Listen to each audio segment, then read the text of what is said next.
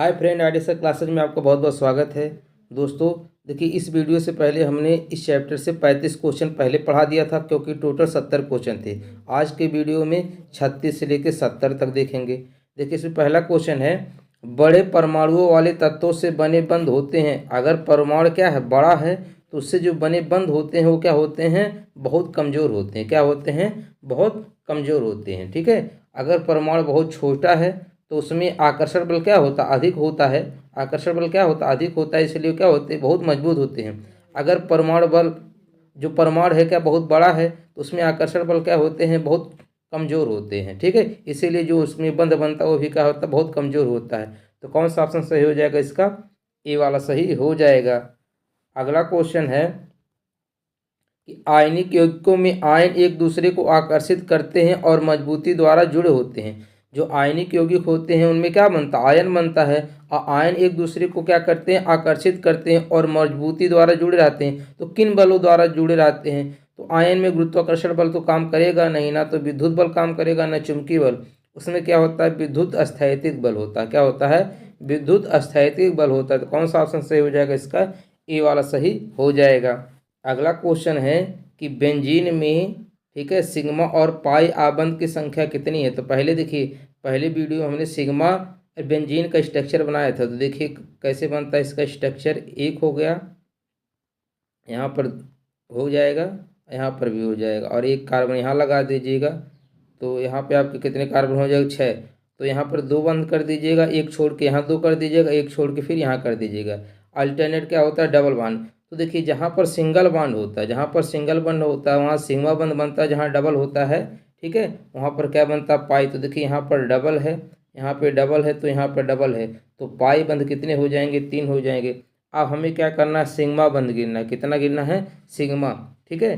तो देखिए अब इसके कार्बन की संयोजकता कितनी होती है, 4 होती है। तो एक हाइड्रोजन यहाँ जुड़ेगा। तो ये देखिए, एक बंद यहाँ बना, एक और एक 2, और यहाँ एक सिंगल बनेगा, डबल है तब एक यहाँ बनेगा, 3 हो जाएगा। कितना हो जाएगा, 3। इसी तरह इधर एक 4 बन जाएगा, और इधर एक 5, और एक इधर 6 हो जाएगा। इसी तरह कितना होगा, 7 होगा, एक 8 होगा, यहाँ होगा एक हाइड्रोजन जुड़ेगा, 9 हो जाएगा। ठीक है। और यहाँ फिर कितना हो जाएगा, फिर 9 हो जाएगा। ठीक है, कितना हो जाएगा, 9, और एक इधर जुड़ेगा 10, और एक इधर जुड़ेगा 11, और एक इधर वाला 12। यानी कितना हो जाएगा, बेंजीन में 12 हो जाएगा। कितना हो जाएगा, बेंजीन में 12 हो जाएगा। यानी सिग्मा बंधुओं की संख्या कितनी हो जाएगी, 12, और पाई का 3 हो जाएगा। तो कौन सा ऑप्शन सही हो जाएगा, इसका ए वाला सही हो जाएगा। ठीक है। इस सिग्मा वाला आपको हो सकता है कम समझ में आए, इसलिए इसको फिर से बना के एक बार बता देते हैं कि कहाँ से हम गिने हैं। देखिए, आपको ए से ध्यान रखना है।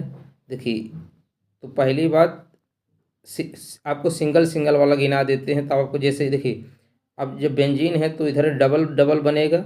ठीक है, कितना बनेगा, डबल। अब इसके साथ कितने हाइड्रोजन आएंगे भाई, सभी कार्बन के साथ एक हाइड्रोजन जुड़ेंगे कि नहीं। अब देखिए इसमें क्या है, जब सभी के साथ जुड़े हैं तो देखिए एक हाइड्रोजन ए है, ठीक है, एक बंद इधर है, एक 2 हो जाएगा, और जहाँ डबल है वहाँ तो भी एक बनेगा ना। डबल के साथ डबल वाले में भी एक सिग्मा बंद, मतलब तो 3 हो जाएगा। कितना हो जाएगा, 3 हो जाएगा। ठीक है, कितना हो जाएगा, 3। इसी तरह इसमें गिनिएगा, एक 4, एक 5, एक 6, एक 7, एक 8, एक 9, एक 10, एक 11, एक 12। कितने हो जाएंगे, 12। यहीं 12 क्या हो जाएंगे, आपके सिग्मा बंद हो जाएंगे। तो कौन सा ऑप्शन सही होगा, इसका ए वाला सही हो जाएगा। अगला क्वेश्चन है, देखिए पहले वीडियो हमने आपको बताया था कि NH3 में नाइट्रोजन की संयोजकता कितनी है। तो नाइट्रोजन की संयोजकता कितनी हो जाएगी, वैसे भी नाइट्रोजन की संयोजकता कितनी होती है, 3 होती है। कितनी होती है, 3। तो कौन सा ऑप्शन सही हो जाएगा, इसका आपका डी वाला सही हो जाएगा। देखिए NH3 में कह रहा है, तो नाइट्रोजन का परमाणु क्रमांक कितना होता है, 7 होता है। तो इसका कितना होगा, 2 और 5 हो जाएगा। कितना हो जाएगा, 2 और 5 हो जाएगा भाई, इलेक्ट्रॉनिक विन्यास 2 और 5 हो जाएगा, 5 2 7 हो रहा है। तो नाइट्रोजन का 7 होगा। अब इसको क्या करना पड़ेगा, इसका ऑक्टेट पूरा करने के लिए इसमें 3 इलेक्ट्रॉन की जरूरत पड़ेगी, यानी 8 बनाना है। ठीक है। तो अब 8 कहाँ से लेगा, ये 3 हाइड्रोजन है, तीनों से क्या करेगा, शेयरिंग कर लेगा। ठीक है। देखिए इधर एक, सब जगह एक एक बना लीजिए, 3। ठीक है, 1 2 3, 5 है तो इधर 2 कर लीजिएगा। अब देखो एक हाइड्रोजन इधर बना दीजिएगा, हाइड्रोजन से शेयरिंग करेगा, इधर से भी हाइड्रोजन से शेयरिंग करेगा, इधर से भी हाइड्रोजन से शेयरिंग करेगा। तो जहाँ पर हाइड्रोजन का शेयरिंग करते हैं तो वहाँ क्या बनता है, सहसंयोजक बंध बनता है। तो कितने कितने का संयोजकता हो जाएगा इसका? 3 हो जाएगा। NH3 में नाइट्रोजन की संयोजकता भी कितनी होगी? 3। वैसे भी आपको इतना पूरा बनाने की जरूरत नहीं है, सिर्फ आपको सीधे सीधे जान लेना है इसके नाइट्रोजन का कितना होता है? 3 होता है। अगला क्वेश्चन है, देखिए, वह तत्व जिसके अणुओं में 3 संयुक्त इलेक्ट्रॉन होते हैं का उदाहरण है। कह रहा वह तत्व जिसके अणुओं में 3 संयुक्त इलेक्ट्रॉन यानी बैलेंस इलेक्ट्रॉन 3 होते हैं। तो पहले वीडियो में बताए थे एल्युमिनियम की जो बैलेंसी होती है वो कितना होता है? 3 होता है, क्योंकि एल्युमिनियम का परमाणु क्रमांक कितना होता है? 13। तो 2, 8 और 3, तो बाह्य कोश में 3 इलेक्ट्रॉन होते हैं, इसकी बैलेंसी कितना होता है? 3 होता है। कितना होता है? 3 होता है। तो कौन सा ऑप्शन सही होगा इसका? डी वाला सही हो जाएगा। अगला क्वेश्चन है कि निम्न में त्रिसंयोजक तत्व कौन सा है? तो देखिए, एल्युमिनियम भी होता है, बोरान भी होता है, इंडियम भी होता है, तो इसमें क्या हो जाएगा? ये सभी हो जाएंगे। कौन सा हो जाएंगे इसमें? ये सभी हो जाएंगे। ठीक है, तो आपको आवर साड़ी याद होना चाहिए। क्या याद होना चाहिए? आवर साड़ी पहले भी वीडियो में आपको बताए थे कि आवर साड़ी याद होना चाहिए। आवर साड़ी से पहले भी हमने वीडियो बना दिया है, प्रीवियस ईयर में जितने भी क्वेश्चन आवर साड़ी से पूछे गए थे तो उसको बना दिया है, तो प्लेलिस्ट से वीडियो जरूर देख लीजिएगा। अगला क्वेश्चन है कि फास्फोरस के एक परमाणु में कितने संयोजी इलेक्ट्रॉन होते हैं? कह रहा फास्फोरस के एक परमाणु में, तो फास्फोरस का परमाणु क्रमांक कितना होता है? 15 होता है। कितना होता है? 15 होता है। तो इसका इलेक्ट्रॉनिक विन्यास क्या होगा? 2, 8, 8 2 10, अब कितना बचेगा? 5, 8 2 10 5 15। तो अब देखिए इसमें बाह्य कोश में कितने इलेक्ट्रॉन है? 5। देखिए इसमें संयोजी इलेक्ट्रॉन पूछा है, ध्यान रखिएगा, संयोजकता नहीं पूछा है। तो बाह्य कोश में जितने इलेक्ट्रॉन होते हैं वही क्या होता है? संयोजी इलेक्ट्रॉन होता है। तो कितना हो जाएगा इसका? 5 हो जाएगा। तो कौन सा ऑप्शन सही हो जाएगा इसका? डी वाला सही हो जाएगा। अगर ये देखिए यहाँ संयोजी इलेक्ट्रॉन पूछा है, इलेक्ट्रॉनिक विन्यास वाले चैप्टर में भी हम आपको समझाए हैं। देखिए संयोजकता अगर पूछता तो कितना हो जाता? 3 हो जाता, लेकिन संयोजी इलेक्ट्रॉन कितना होगा? 5 हो जाएगा। कितना हो जाएगा? 5 हो जाएगा। तो कौन सा ऑप्शन सही है इसका? डी वाला सही हो जाएगा। अगर यहाँ संयोजकता की बात करता तो उसको ऑक्टेट पूरा करने के लिए 3 इलेक्ट्रॉन को लेता, तो इसकी संयोजकता 3 हो जाती, लेकिन यहाँ संयोजी पूछा है तो कौन सा ऑप्शन सही होगा इसका? डी वाला सही हो जाएगा। अगला क्वेश्चन है कि पूछा इसमें NH4 के एक अणु में कितने परमाणु हैं? तो परमाणु को गिनना बहुत आसान है। देखिए ब्रैकेट के पहले इधर कितना लगा है? 2 लगा है, इसके मतलब नाइट्रोजन भी 2 है और 4 का इसमें गुणा होगा, 4 दूनी 8, यानी हाइड्रोजन कितना हो जाएगा इधर? 8 और 2 नाइट्रोजन, 8 2 10 इधर हो जाएंगे, और 1 सल्फर है और 4 ऑक्सीजन है, तो कितना हो जाएगा? जोड़ेंगे 15 हो जाएगा। तो अणु में कितने परमाणु हो जाएंगे? 15 हो जाएंगे। तो कौन सा ऑप्शन सही होगा इसका? बी वाला सही हो जाएगा। अगला क्वेश्चन है कि यदि एल्युमिनियम की संयोजकता 3 और ऑक्सीजन की 2 है तो एल्युमिनियम ऑक्साइड का रासायनिक सूत्र होगा। तो देखिए जब इसका सूत्र बनाते हैं, देखिए एल्युमिनियम होगा और ऑक्सीजन होगा। कह रहा है एल्युमिनियम की संयोजकता 3 है, एल्युमिनियम की संयोजकता कितनी है? 3 है। ऑक्सीजन की 2 है, कितनी है? 2। तो संयोजकता इधर उल्टा जुड़ जाती है। ठीक है, तो ये क्या बनाएगा? इधर आएगा, ये 2 इधर आ जाता है, 3 इधर आ जाता है, यानी क्या बनाएगा? ये Al2O3 बनाएगा। क्या बनाएगा? Al2O3। देखिए इसकी संयोजकता अल्युमिनियम में लग जाएगी या इसकी इधर लग जाती है, उल्टा लगता है, तो Al2O3 हो जाएगा। कौन सा ऑप्शन सही हो जाएगा इसका? डी वाला सही हो जाएगा। कौन सा हो जाएगा इसका? डी वाला सही हो जाएगा। अगला क्वेश्चन है, देखिए इसमें उल्टा पूछ लिया है कि Al2O3 में एल्युमिनियम की संयोजकता, अब एल्युमिनियम की संयोजकता 2 मत मार दीजिएगा कि 2 करके चले आएंगे, गलत हो जाएगा, उल्टा होता है। ठीक है, तो एल्युमिनियम की संयोजकता इधर लगती है, ऑक्सीजन की इधर लगता है, तो एल्युमिनियम की कितनी हो जाएगी? 3 हो जाएगी। कितनी हो जाएगी? 3 हो जाएगी। तो कौन सा ऑप्शन सही हो जाएगा इसका? ए वाला सही हो जाएगा। कौन सा हो जाएगा? ए वाला सही हो जाएगा। अगला क्वेश्चन है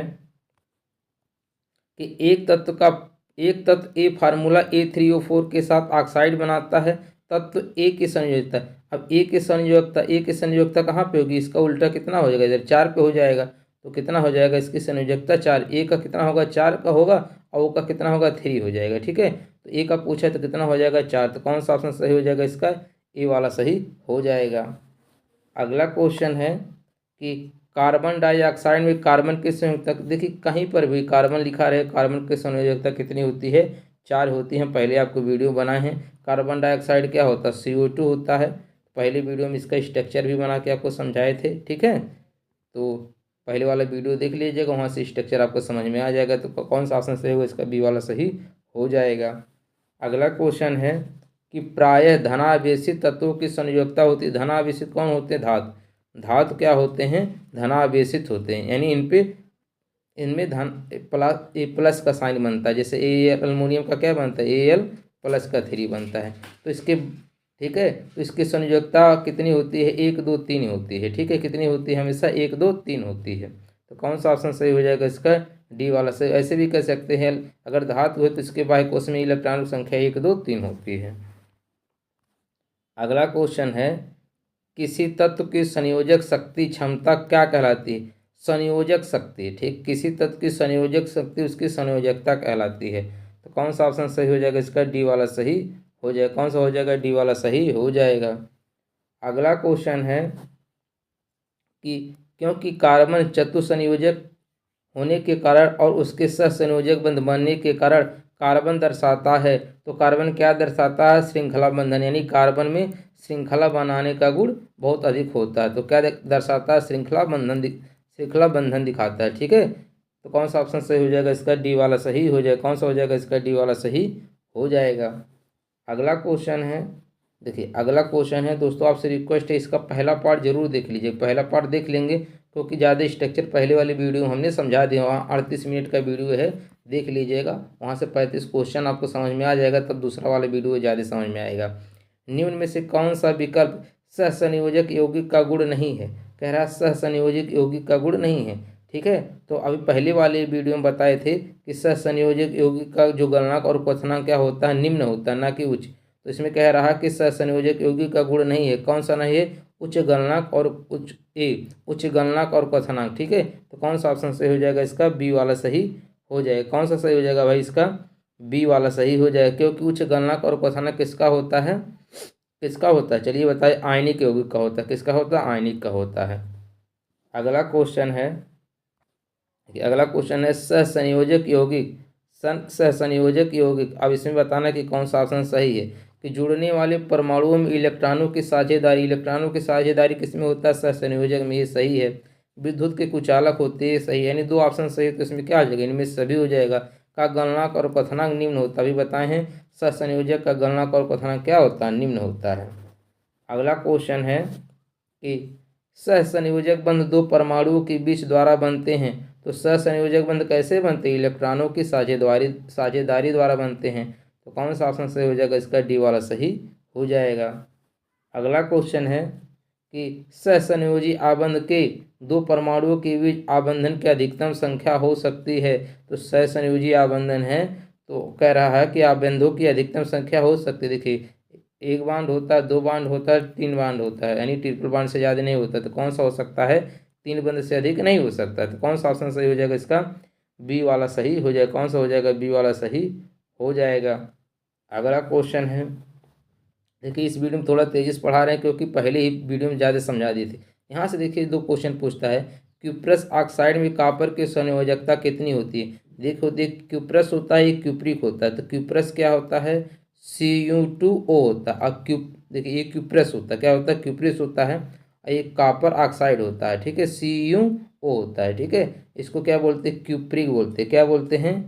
क्यूप्रिक बोलते हैं इसको। इस क्वेश्चन को आपको नोट करना पड़ेगा। ठीक है, क्या बोलते हैं? क्यूप्रिक बोलते हैं। तो क्यूप्रस में, अब देखिए इसमें किसका पूछा? कॉपर का। किसका पूछा है? कॉपर का। तो देखिए अब यहाँ पर अगर ये ऑक्सीजन की बैलेंस कितना होता है? 2 होता है। देखिए संयोजकता हम बताए हैं ना कि यहाँ पर अगर कुछ नहीं लिखा इसका मतलब 1 है, तो कॉपर का 1 हो जाएगा, ऑक्सीजन का 2। तो कॉपर का इसमें कितना हो जाएगा? क्यूप्रस में कितना हो जाएगा? 1 हो जाएगा। कितना हो जाएगा? 1 हो जाएगा। तो कौन सा ऑप्शन सही होगा इसका? ए हो जाएगा। लेकिन अगर यहीं क्यूप्रिक कह दिया होता तो देखिए यहाँ पर भी 1 है, यहाँ पर भी 1 है। ठीक है, तो यहाँ पर इसकी संयोजकता कितनी हो जाती है? अब देखिए इसका अगर 2 होता है, ठीक है भाई, ऑक्सीजन का 2 होता है, इसका भी 2 होता है, तो इसका 2 से 2 कैंसिल हो जाता है।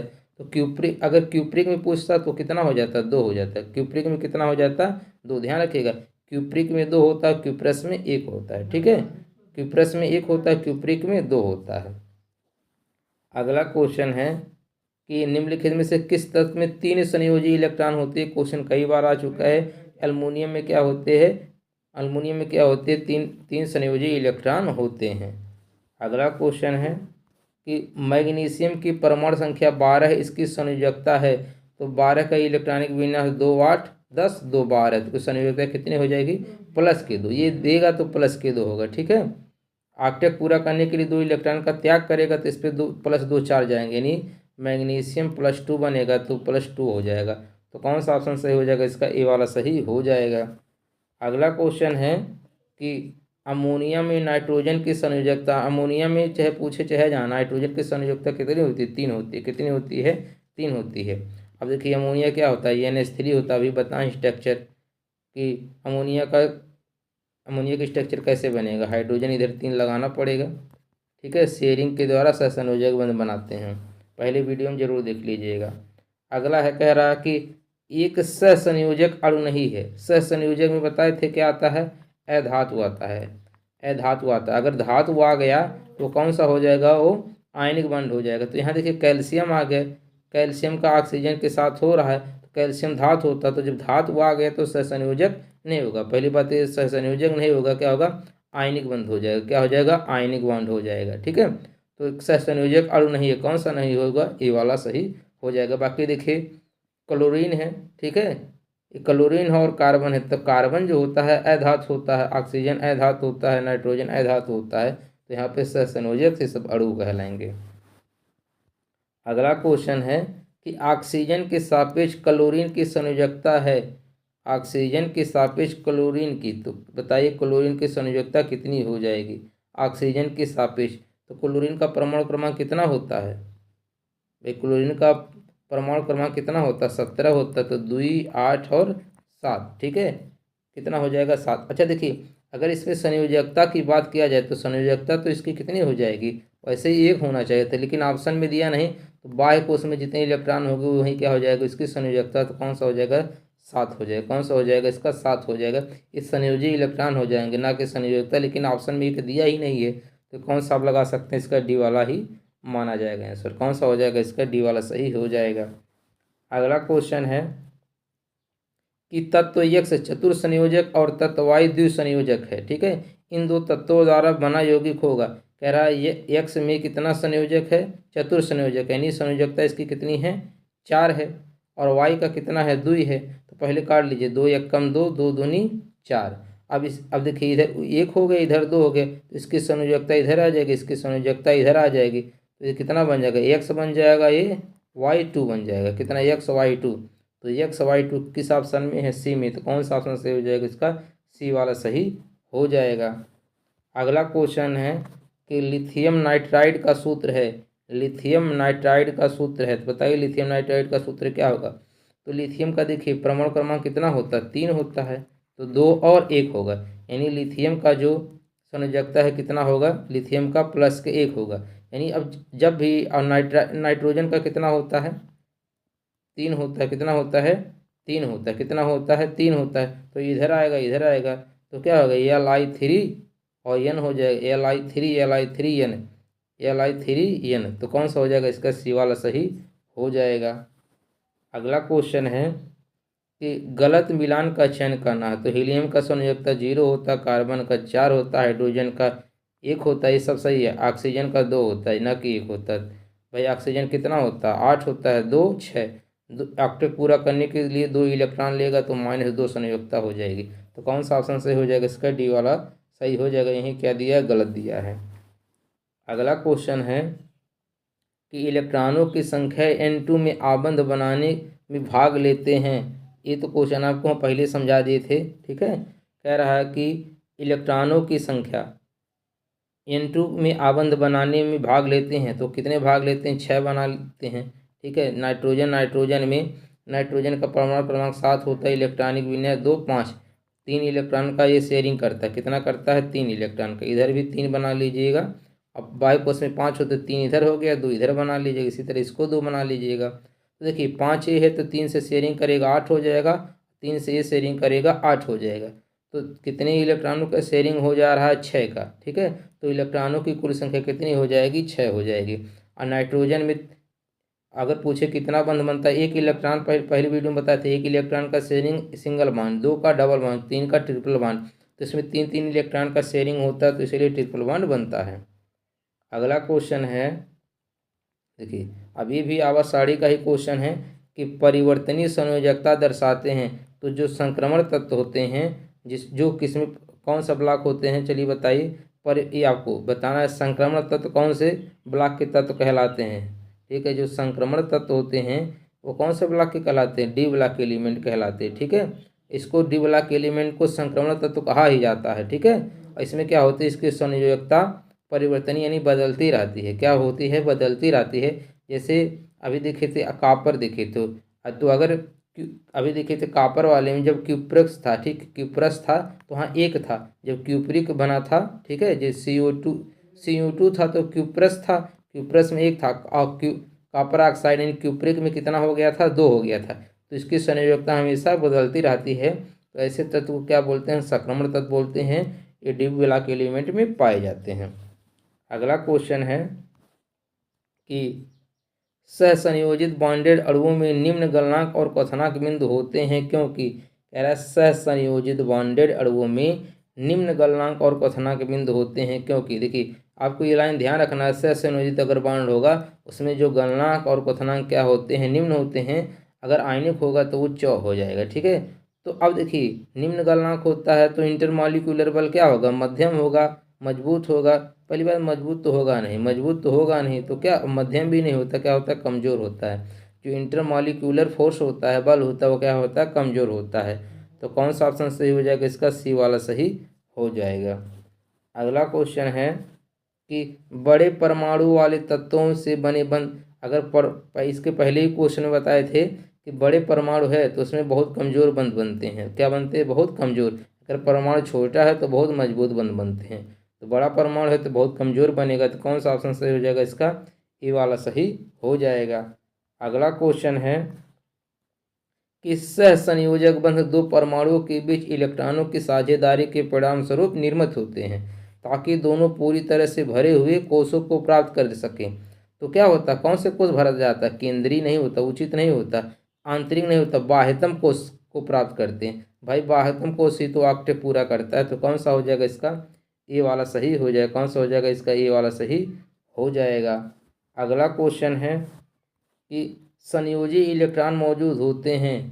चलिए बताइए, संयोजी इलेक्ट्रॉन मौजूद होते हैं तो कहाँ होते हैं, सबसे बाहरी कोष में संयोजी इलेक्ट्रॉन मौजूद होते हैं। तो क्या हो जाएगा, परमाणु के सबसे आंतरिक और सबसे बाह्य, आंतरिक और बाहर दोनों नहीं होते, सबसे बाह्य कक्ष में होते हैं। आंतरिक भी नहीं होते, ठीक बाहर नहीं होते हैं, उसके बाह्य कक्षा में होते हैं। ठीक है, तो कौन सा ऑप्शन सही हो जाएगा, इसका बी वाला सही हो जाएगा। कौन सा होगा, बी वाला सही हो जाएगा।